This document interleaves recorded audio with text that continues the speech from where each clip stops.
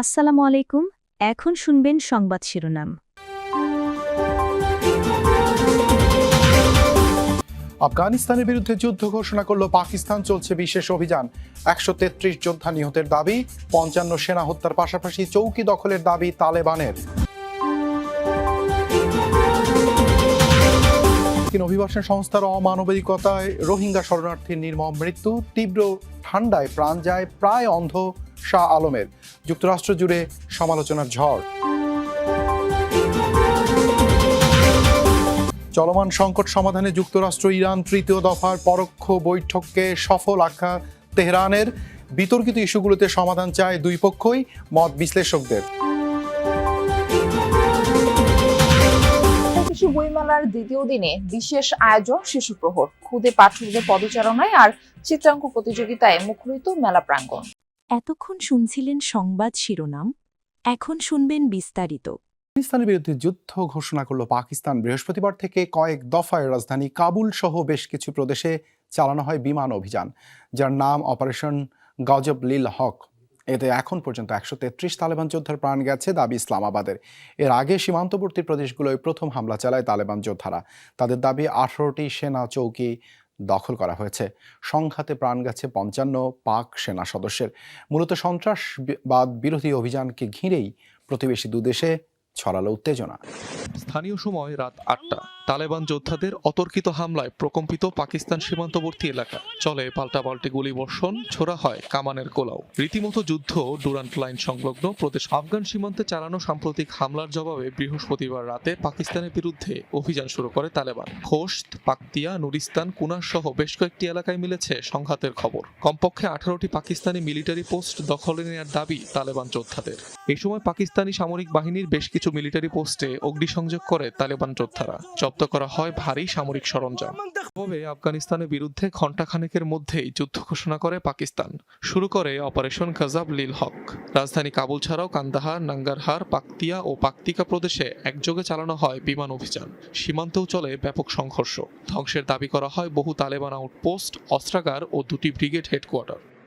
আফগান ভূখণ্ড ব্যবহার করে পাকিস্তানের বিরুদ্ধে সন্ত্রাসবাদ সহ্য করা হবে না, উপযুক্ত জবাব দেয়া হবে। পাকিস্তানের সশস্ত্র বাহিনী কাবুল, কান্দাহার, পাকতিয়ায় খুবই সফল হামলা চালিয়েছে। তালেবানের গুরুত্বপূর্ণ সামরিক স্থাপনা ধ্বংস করা হয়েছে। ঘোষিত তেহরিকে তালেবান বা টিটিপি ও ভারত সমর্থিত বিভিন্ন প্রক্সি বাহিনীকে সমর্থন দেওয়ার অভিযোগে দীর্ঘদিন ধরেই পাকিস্তান আফগানিস্তানের মধ্যে সাপে নেউলে সম্পর্ক। পাকিস্তান আফগানিস্তান সংঘাত বন্ধে মধ্যস্থতার প্রস্তাব দিয়েছে ইরান।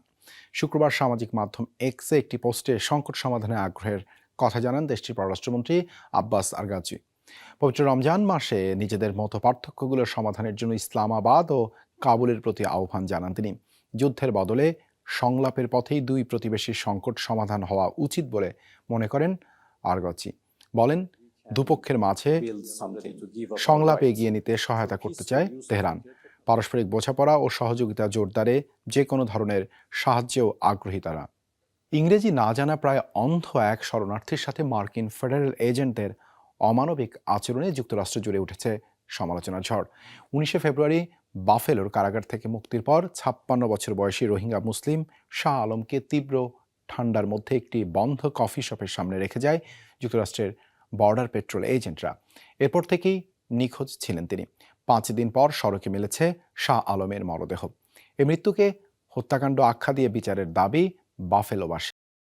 যুক্তরাষ্ট্রের রোহিঙ্গা শরণার্থী নুরুল আমিন শাহ আলমের দাফনে উপস্থিত এই জনতাদের মধ্যে মুসলিম ছাড়াও ছিলেন বাফেলোর নানা ধর্মবর্ণের মানুষ। প্রায় দৃষ্টিশক্তিহীন শাহ আলমের অমানবিক মৃত্যু নাড়া দিয়েছে পুরো বাফেলো। প্রায় ১ বছর পর কারাগার থেকে মুক্তি পেয়েছিলেন শাহ আলম। চোখে দেখেন অস্পষ্ট, বোঝেন না ইংরেজিও। ৫৬ বছর বয়সী এমন এক ব্যক্তিকে গত ১৯ ফেব্রুয়ারি তীব্র ঠান্ডার মধ্যেই নিজ বাড়ি থেকে অনেক দূরের এক বন্ধ কফি শপের সামনে রেখে গিয়েছিল যুক্তরাষ্ট্রের বর্ডার পেট্রোল এজেন্টরা। ৫ দিন পর সড়কে পড়ে থাকা অবস্থায় উদ্ধার হয় এই শরণার্থীর মরদেহ।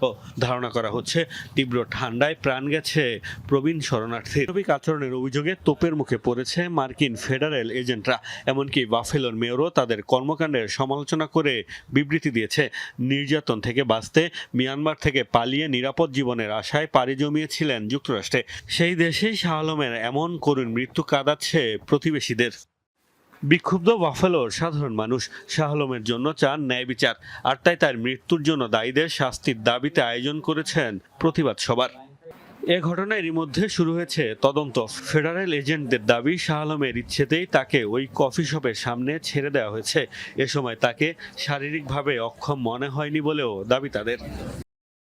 নিজেদের মধ্যকার বিবাদমান ইস্যুগুলোর সমাধানে আগ্রহী ইরান যুক্তরাষ্ট্র, এ কারণেই আলোচনা দীর্ঘায়িত হচ্ছে বলে মনে করছেন রাজনৈতিক বিশ্লেষকরা। পরমাণু ইস্যুতে দ্রুতই সমঝোতা হবে বলেও মনে করছেন তারা। এদিকে তৃতীয় দফায় বৈঠককে সফল আখ্যা দিয়ে ইরান বলছে 1 সপ্তাহের মধ্যে আবারও বৈঠকে বসবে তেহরান, ওয়াশিংটন। যুদ্ধ করানার দোরগোড়ায় ইরানকে ঘিরে হামলায় প্রস্তুত মার্কিন বাহিনী, পাল্টা জবাব দিতে তৈরি ইরানও। এ অবস্থায় পারমাণবিক চুক্তি নিয়ে তৃতীয় দফার পরোক্ষ বৈঠক অনুষ্ঠিত হলো সুইজারল্যান্ডের জেনেভায়। ইরানের পররাষ্ট্রমন্ত্রী আব্বাস আরাকচি বৈঠককে সফল আখ্যা দিয়ে বলেন, মার্কিন নিষেধাজ্ঞা তুলে নেওয়ার দাবি জানানো হয়েছে, বিনিময়ে বড় ছাড় দিতে প্রস্তুত তেহরান। ওমানের পররাষ্ট্রমন্ত্রী জানান, বৃহস্পতিবারের আলোচনা শেষে দুপক্ষই থেকে এসেছে ইতিবাচক ইঙ্গিত। এদিকে আলোচনা অব্যাহত থাকার বিষয়টিকে ইতিবাচকভাবে দেখছেন বিশ্লেষকরা। বিবাদমান ইস্যুগুলো নিয়ে সমাধানে আগ্রহী দুপক্ষই এমনটাই মনে করছেন তারা। 1 সপ্তাহের মধ্যে পরবর্তী ধাপের বৈঠক অনুষ্ঠিত হওয়ার কথা জানান মধ্যস্থতাকারীরা। সাপ্তাহিক ছুটির দিন শুক্রবার বেলা 11টায় খুলল অমর একুশে বইমেলার দুয়ার। আজ বিশেষ আয়োজন শিশু প্রহর। বাংলা একাডেমি অংশে থাকবে শিশু কিশোরদের জন্য বিশেষ আয়োজন। তবে বেশিরভাগ স্টল আর খেলাধুলোর মাধ্যমে শিক্ষার মঞ্চগুলো এখনো প্রস্তুত নয়। চলছে এখনো নির্মাণ কাজ। বাংলা একাডেমি প্রাঙ্গণে চলছে শিশুদের চিত্রাঙ্কন প্রতিযোগিতা। এরপরেই নতুন বইয়ের গন্ধ আর রঙিন মলাটে মাতবে শিশুরা। অভিভাবকদের হাত ধরে আসা শিশুদের পদচারণায় মুখর হবে আজকের বইমেলা প্রান্তর।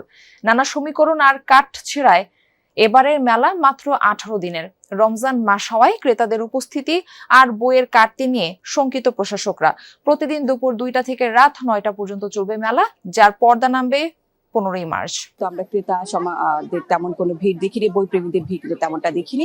নর্মালি শুক্রবার এবং শনিবার যেটা রীতি ছিল যে শিশু প্রহর হবে 11টা থেকে 1টা পর্যন্ত, যেখানে সিসিমপুর থাকবে শিশুদের মূল আকর্ষণ। অবশ্যই বই, নতুন বইয়ের গন্ধ সেটি যেমন মূল আকর্ষণ থাকে, তার আরেকটি বড় আকর্ষণ হচ্ছে যে সিসিমপুর, যেখানে ইকরি, টুকটুকির হালুমের মতো চরিত্রগুলোকে শিশুরা দেখতে পারে, তাদের সাথে খেলায় খেলায় অনেক কিছু শিখতে পারে। তার কারণ হচ্ছে যে যারা বই পড়ে তারা তো বই পড়তেই পারে, বই কিনে পড়ে, কিন্তু যারা এখনো হয়তো হাতেখড়ি হচ্ছে বা হাতেখড়ি এখনো হয়নি, তাদের কাছে বইমেলার মূল আকর্ষণটা কিন্তু সিসিমপুর থাকে। তবে এবার যতটুকু আমরা জানতে পেরেছি, সিসিমপুরের আয়োজন হয়তো থাকছে না, এমনটি বাংলা একাডেমি কর্তৃপক্ষ জেনে আছেন। তারা জানিয়েছিলেন যে এবার একটু ভিন্ন রকম হবে। সিসিমপুরের যে ইকরি থাকতো সেই আয়োজনটি এবার থাকছে না, তবে তার পরিবর্তে শুক্র শনিবার শিশুদের জন্য চিত্রাঙ্কন প্রতিযোগিতা, সাংস্কৃতিক প্রতিযোগিতার আয়োজন রাখা হয়েছে।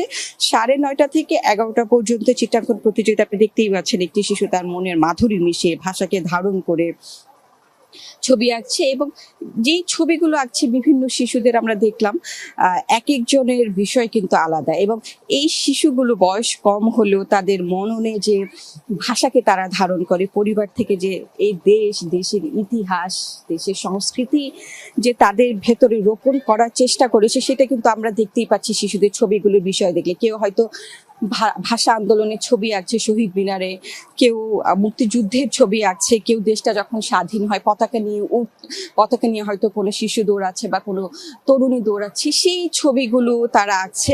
অর্থাৎ এবারে বই মেলায় শিশু প্রহরটা একটু অন্যরকম হলেও, তবে শিশুরা যাতে বঞ্চিত না হয় সেই দিকটি বিবেচনায় রেখে অন্য ধরনের আয়োজন করা হয়েছে। 11টা থেকে শিশুদের জন্য মেলা খুলে দেওয়া হবে।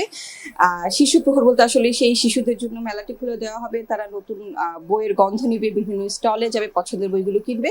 সেই সাথে পাশাপাশি ছবি আঁকা, গান, বিভিন্ন সাংস্কৃতিক প্রতিযোগিতা, সেই আয়োজন এবার রাখা হয়েছে শিশু প্রহরে।